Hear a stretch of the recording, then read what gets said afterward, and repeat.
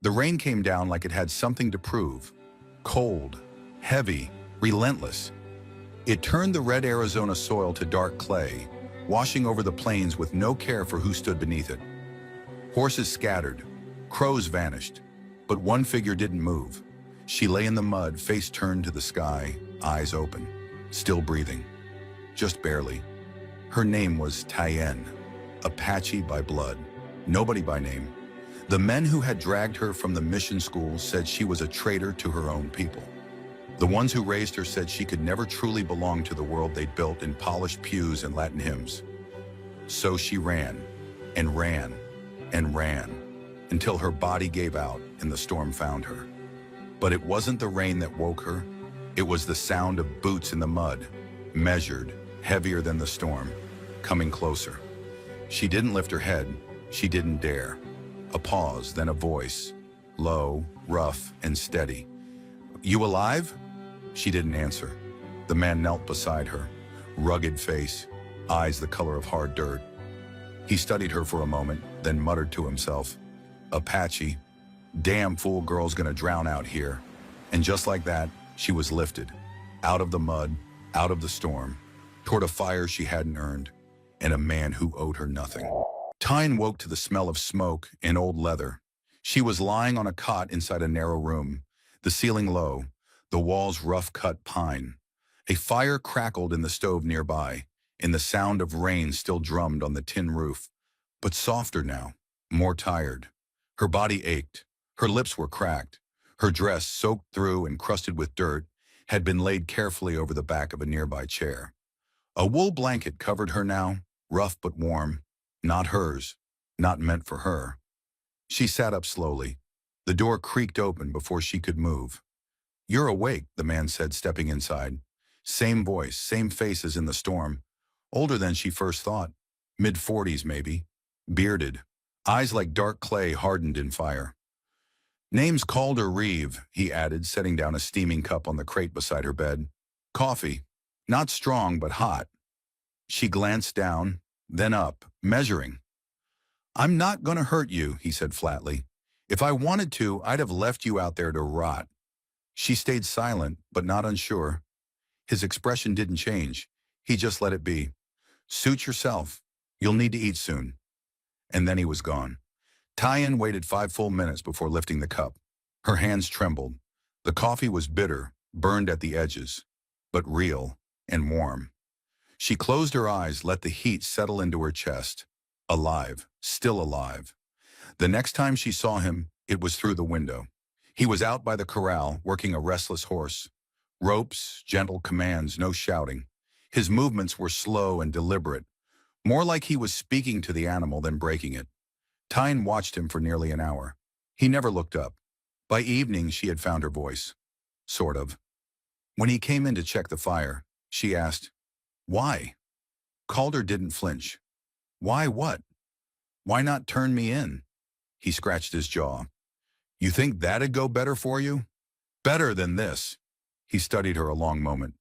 "Truth is," he said slowly, "I don't trust folks who get real loud about justice, especially when they mean revenge."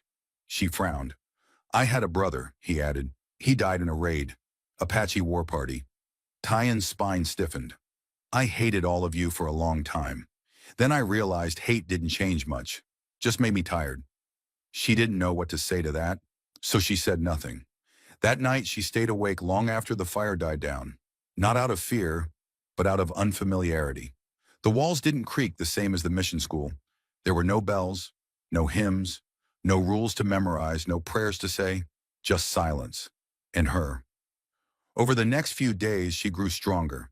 She helped sweep the floor, clean the basin, bring in firewood. Calder didn't ask her to. He barely even acknowledged it. But he left tools within reach, left the door unlocked, and that was enough. He cooked simple meals, beans, biscuits, jerky soaked in broth, always 2 plates, always quiet.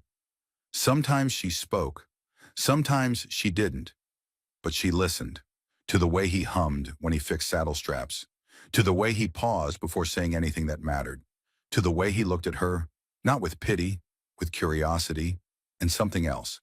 something close to understanding. One morning, Calder handed her a folded cloth. Inside, a worn but clean blouse and a long faded skirt. "They were my wife's," he said simply. "She's been gone a long time. You can wear 'em or not." Tyan took them without a word. She changed in silence. The fabric felt strange against her skin, softer than she was used to, but heavy with something invisible. A memory not hers, a weight she didn't want to name. Later that day, she stepped out onto the porch for the first time. The land stretched in every direction, dry hills, broken fence lines, sky wide enough to swallow a woman whole. Calder was chopping wood. He didn't stop when she stepped outside, didn't comment, just kept working. She watched the rhythm of his axe, the way he exhaled on every swing. It wasn't anger. It wasn't even effort. It was practice. Survival, maybe.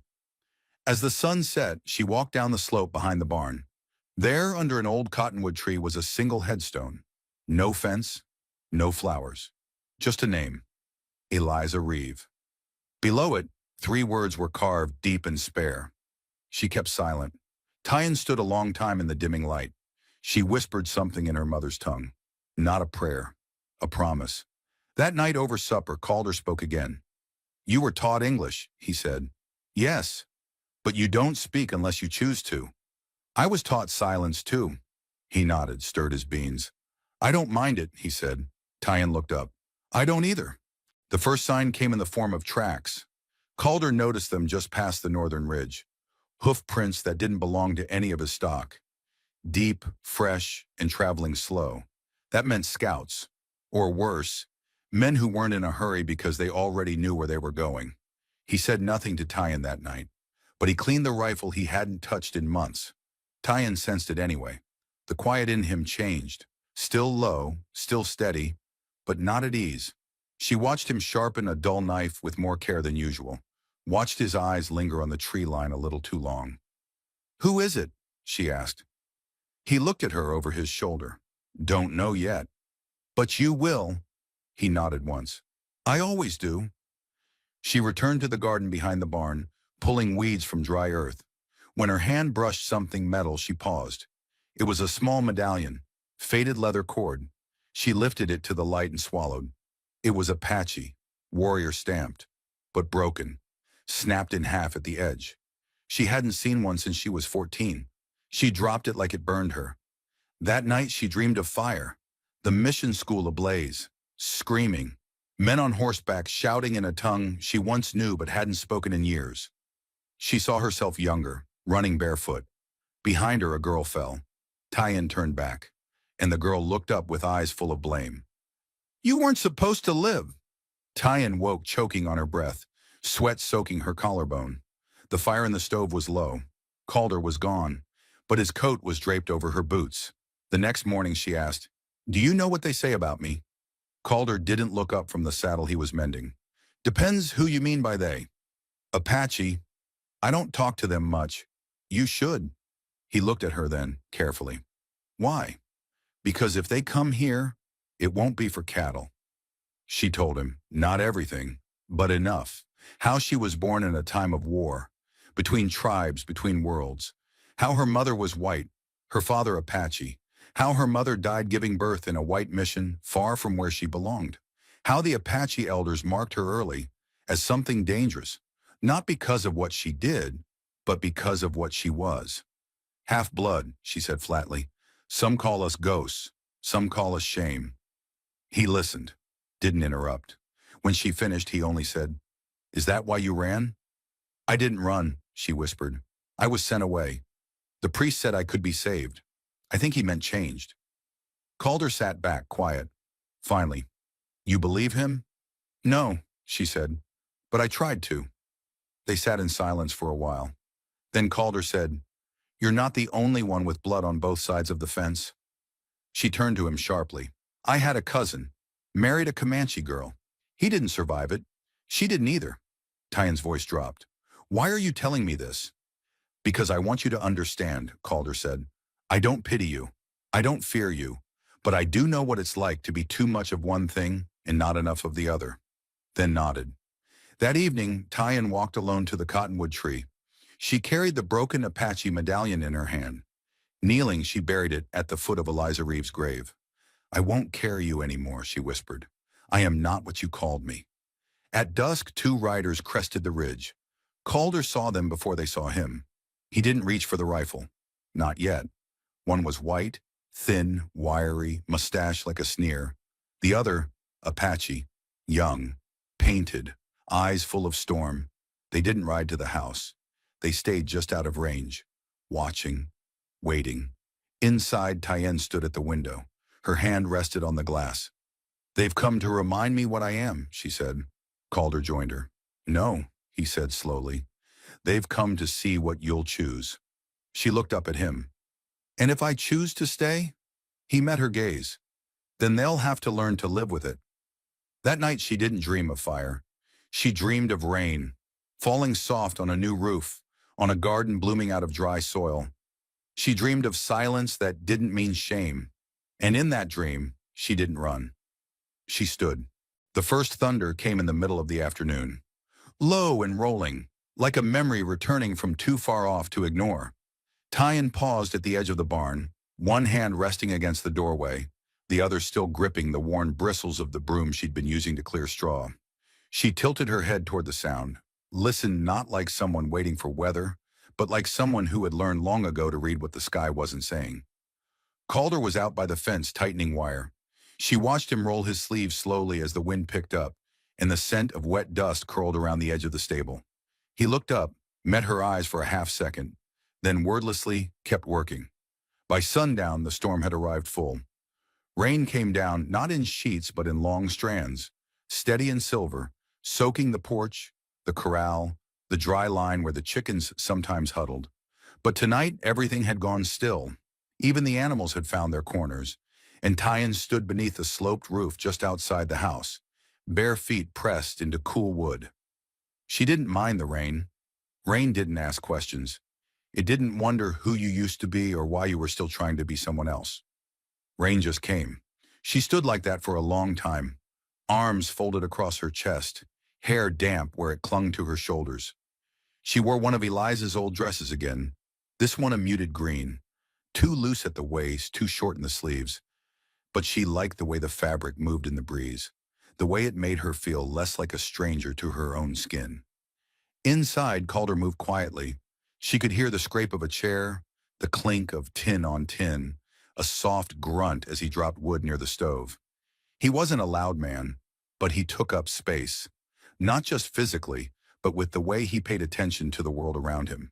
He noticed things, small things, like how she flinched when the fire cracked too loudly, like how she always kept her back to the wall when she sat, like how she never ate the last piece of bread on a plate, even when he said he didn't want it. She stepped out into the rain without warning. One moment she was watching it fall. The next she was in it. It hit her face like cool silk, ran down her collarbones, darkened the fabric of the dress until it clung to her knees. She didn't move fast or dramatically. She just walked forward into it, slowly, with the kind of softness that comes from knowing there's no one left to impress. The mud squelched between her toes. She tipped her face toward the sky, and she let go. She didn't hear the door open, but she heard his voice. "You'll catch your death like that." It wasn't a scold, just a fact. She didn't turn. "I don't think death is waiting on weather." A pause, then footsteps. He came to stand beside her, close enough to feel, not close enough to touch. "You always walk into storms?" "Only the ones that feel like they know my name." Another pause. He shifted, hands in pockets, boots deep in the muck. "You're not like other people," he said finally. She glanced at him. "That's what people say right before they stop speaking to me." "I'm not planning to stop." She looked at him a long moment. "Why not?" He shrugged. "Maybe I'm tired of quiet that doesn't mean anything." The wind shifted. She shivered slightly. He noticed. Without a word, he took off his coat, coarse wool, damp already at the shoulders, and draped it gently around her. "Here," he said. "Don't prove your point by freezing." She held it closed at the chest. "I wasn't trying to prove anything." "I know." Neither moved, like the air had agreed to hold them there. The storm softening, turning from downpour to whisper. Later, inside, she toweled off near the stove while he set out a second cup. She took it, fingers brushing his. You always keep a second mug ready? Only since you got here. She raised an eyebrow. He didn't explain. Didn't need to. They ate stew that night, slow-cooked rabbit and potatoes. She didn't say much at first, but as the rain tapped the windows, she found her voice. Low, but certain. I think I hated both sides, she said. He looked up. Apache, white. I didn't belong to either. My mother's people wanted me to be quiet, grateful. My father's people wanted me to be wild or invisible. He met her eyes and gave the smallest tilt of his head. Just let her go on. And I tried. I tried to split myself in two, learn the ways, the manners, the words. But no matter what I did, someone always looked at me like I lied. You didn't. She shook her head. They didn't need me to lie. They just needed a reason not to trust me. She swallowed hard. When I ran, it wasn't because I was afraid. It was because no one stayed. He said it, not her. She looked at him. His eyes didn't flinch. You don't know me, she said after a beat. I'm learning. And what if you don't like what you find? I've lived with worse. She tilted her head. That's not romantic. I'm not trying to be romantic. A pause. Then what are you trying to be? His gaze softened just enough to turn dangerous. Here. They didn't speak after that, but when he stood, she stood too. And when he took the pot to the stove, she dried the bowls. Their silence wasn't sharp anymore. It curved, like metal cooling, like heat learning to settle. That night, as she lay in the cot beside the stove, she didn't sleep. Not because of fear, because her mind was full. Of the rain, of his voice, of the way her name sounded in his mouth even when he didn't say it. She turned onto her side, pulled the blanket tighter, and stared at the embers. And just before sleep came, she whispered, I don't want to be a ghost anymore.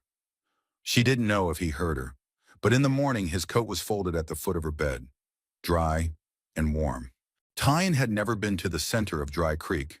She'd passed its edge once, years ago, hidden in a wagon bed under wool blankets and the stench of old onions. She'd seen the steeple rising above the hills, a spindly arm pointing heavenward.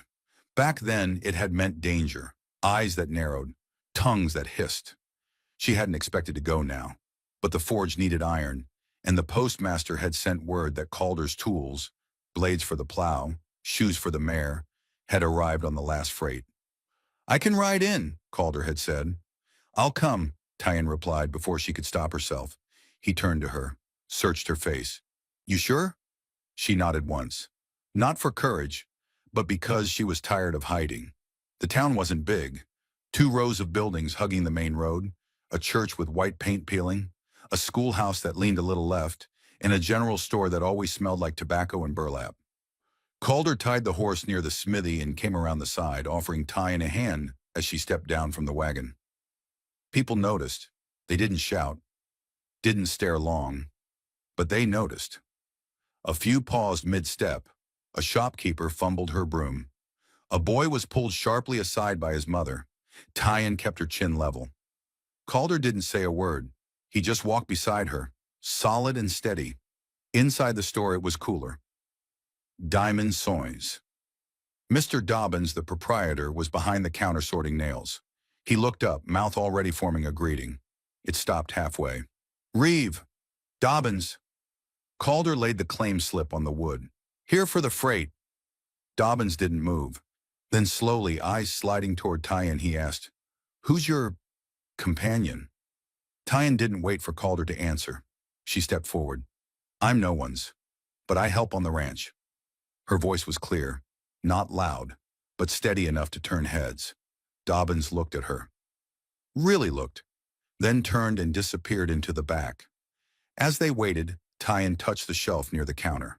Someone had carved initials into the wood, JW plus LT, a girl's name, a boy's, the sort of claiming that felt harmless, but had always been forbidden to her.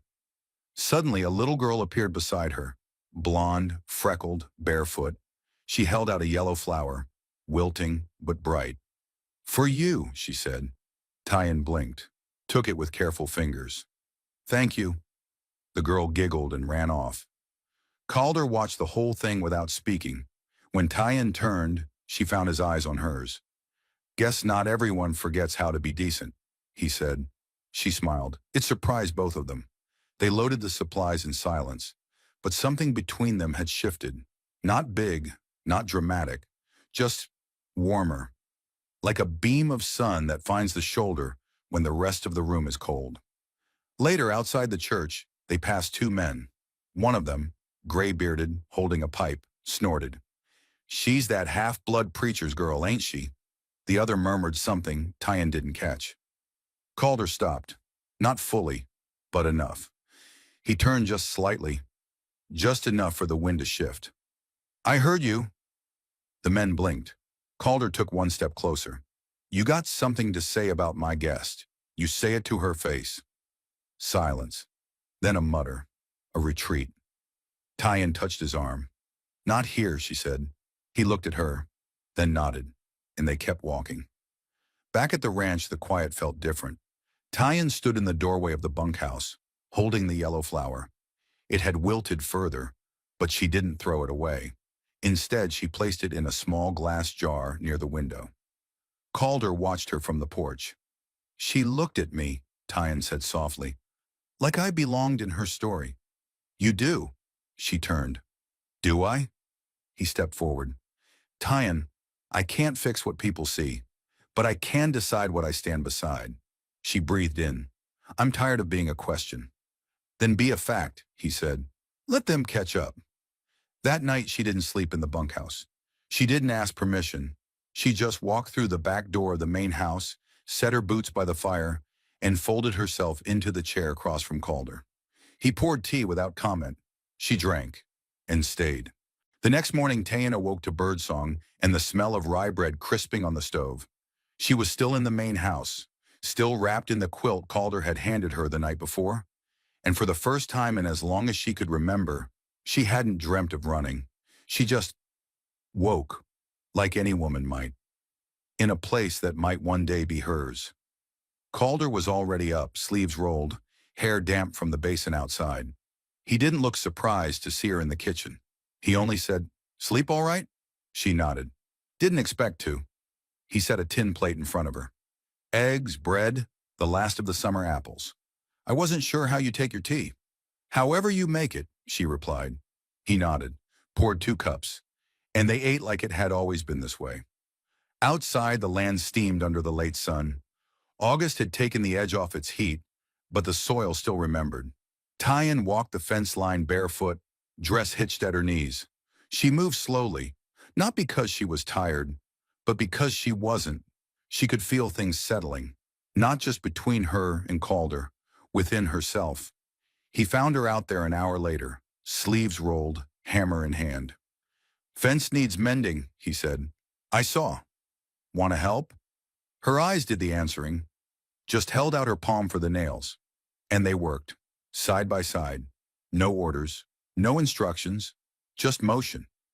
At midday, they sat beneath the cottonwood. He passed her a flask of water. She sipped, passed it back. Neither said much, but it wasn't empty.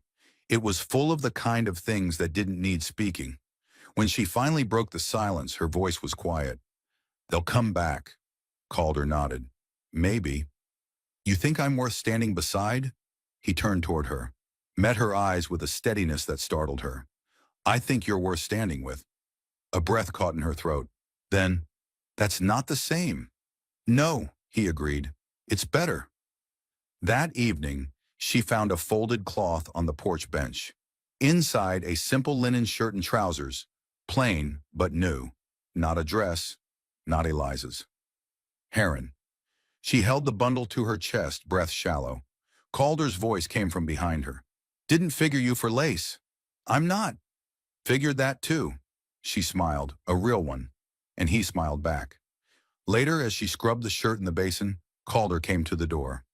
I've got something for you, he said. He held out a carved piece of wood. It was an amulet, a small disc, edges smoothed, a sun burned into its center. My father made one like this for me once, he said. Said it meant strength found in quiet. She took it slowly. "It's not Apache," she said. "No," he replied. "It's mine." Tyan looked up. "You giving it to me?" "I'm offering it." She closed her fingers around it, and for the first time in her life, she felt something new. Chosen, not because of what she could offer, not because of what she represented, but simply because she was. That night, they sat by the fire. No one knocked. No one watched. Tyan wore the shirt. Calder rested his arm on the back of her chair. Not quite a touch, but close enough to count. He asked her softly, "What would you be if you could choose?" She didn't answer at first, then, "Free," he nodded. "That's what I want too." In the middle of the night, thunder rumbled again. She sat up in the dark, breath still. Calder stirred beside the fire. "Bad dream?" She shook her head. "Number just remembering." "What?" She stared at the ceiling.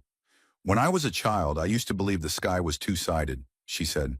"One side for those who belonged, the other for those who watched." "And which side were you on?"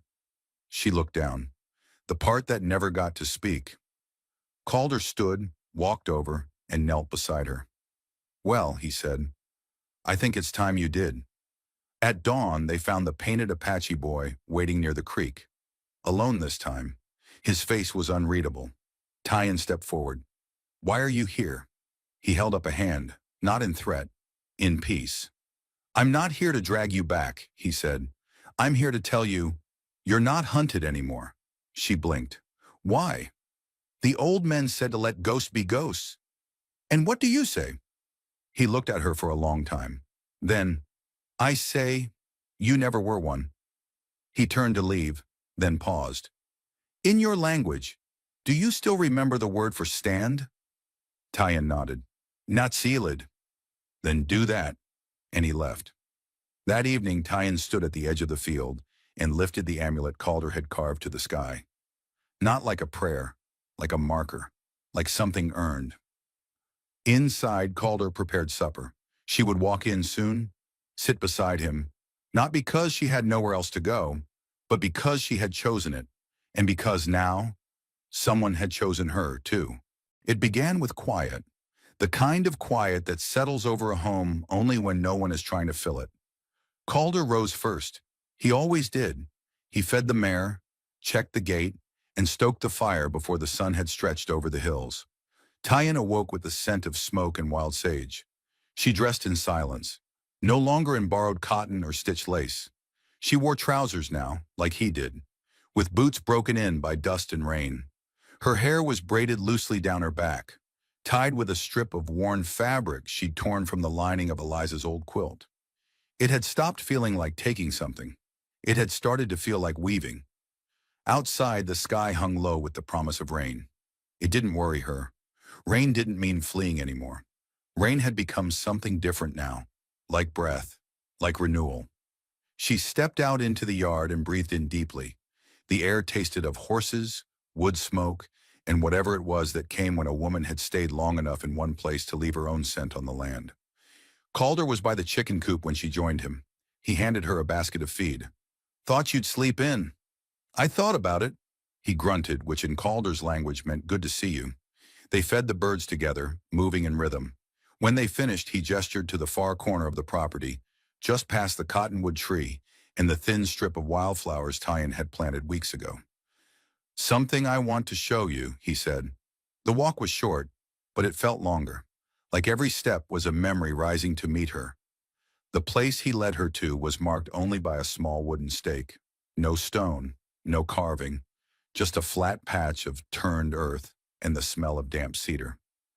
"I started clearing this 2 summers ago," he said. "Figured I'd build a shed, or maybe a second barn." He scratched the back of his neck. "Never finished." Tyan stood very still. "Why are you showing me this?" He shrugged. "Thought maybe you'd want to build something." "With you?" "With whoever you are when you look at this land and see yourself in it." She stared at him, and then she did something she rarely allowed herself to do.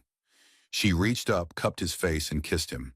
Not quick, not tentative, like a woman who had stopped asking permission. Later that day, Tyan found the box. It was hidden behind old saddles and coils of rusted wire in the barn loft. Inside, letters, dozens of them, all addressed to Calder. some unopened, all yellowed at the edges. She didn't open them, but she carried the box into the house. Calder was sitting on the floor, sharpening a blade. She set the box down. "You kept them." "I don't read them," he said. "I didn't ask if you did." He looked up at her. His voice was quiet. "I didn't throw them away either." She sat beside him. "Sometimes we don't need to burn the past. We just need to stop building fires to sit beside it." He exhaled slowly and said nothing more. They didn't need many words anymore. But that night they shared the same bed for the first time, not from passion, but from stillness, from the way her breath settled against his shoulder, from the way his arm fit around her waist like it had been made to belong there all along. She didn't ask what it meant. He made no promises, but the silence between them hummed with something sacred. In the morning they began clearing the earth. Tyan worked beside him, digging with her hands while he turned soil with the flat of a shovel. They found old nails, splintered wood, a coin from a town neither had ever been to. By noon the dirt was bare. By evening she had drawn plans on the back of a feed sack. Lines for a new structure, half forge, half garden shed. "I want a place that's both," she said. "Both what?" "Strong and growing." He nodded like he understood, because maybe finally he did. 1 week later, a rider came up the hill. Not Apache, not Bounty, just a man with a long coat, a letter, and a name Tyen hadn't heard in years. "Hayes?" he asked, glancing at Calder, then her. She flinched. "That's not me," she said. He frowned, glanced down. "Says it's from the San Xavier mission. Someone from your past." She didn't take the envelope. "Tell them I've chosen my own name." The man tipped his hat, confused but not unkind, and rode off. Calder watched her carefully. "You gonna be all right?" A small motion. Agreement, maybe. "I already am." That night she wrote her own letter. Not to send, to say. "I was not made for the spaces you built to contain me. I was not born to answer to the names others feared to carry. I was born to remember, to build, to stay. My name is Tyen, and I'm no longer asking what that means." She folded the paper, set it by the fire, let the heat curl the edges, then blacken the middle. Not as an ending, as a seal. Weeks passed. The new building took shape. Friends, if they could be called that, came by. Dorsey, the leather worker. Alma, the school teacher. A boy named Jesse who helped paint the doorframe. They didn't ask questions. They brought nails, bread, a flower pot with a cactus inside. "We thought it was time you had something that could bloom," Alma said. Tyen thanked her, but said nothing else. Because what could she say? That she'd started to believe in her own roots? That she no longer feared the rain? That a man who used to only speak in shrugs had become her mirror? She didn't say it, but she felt it, with every board they nailed, with every seed she planted. One morning, Calder found her by the tree she'd planted weeks ago. It had sprouted, small, trembling leaves curled toward the sun. She was tying a strip of leather around the base. "What's it for?" he asked. "A marker." "For what?" "For the place I chose to stand." He stepped closer. "You think it'll grow?" "I think I will." That evening, they sat on the porch, watching the sky turn gold, then purple, then black. "I never thought this would be mine," Tyen said quietly. "The house? The sky?" He didn't laugh. Instead, he said, "It always was. You just had to claim it." She leaned her head against his shoulder and whispered, "I'm not leaving." He kissed her hair. "I know. Some women run because they have no other choice. Tyen ran because she was never given one. But in the end, she didn't stay because someone saved her.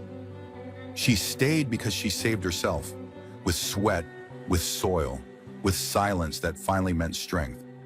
She was marked for death. She chose life. She was born with a name she couldn't say out loud. Now the land says it for her. Every time it rains, every time the forge glows, every time a man who used to grieve in silence smiles in the sun. She is not a ghost. She is not a wound. She is Tyen, and her name is something the rain can't wash away. Have you ever chosen to stay somewhere or with someone when every part of you had been taught to run? Do you believe that love is something we earn or something we grow into? like roots, like rain, like silence made full? Tell us what part of Tyen's journey stayed with you the longest, and let us know where in the world you're watching from. Your words matter here. Some stories end, but others, they become part of who we are.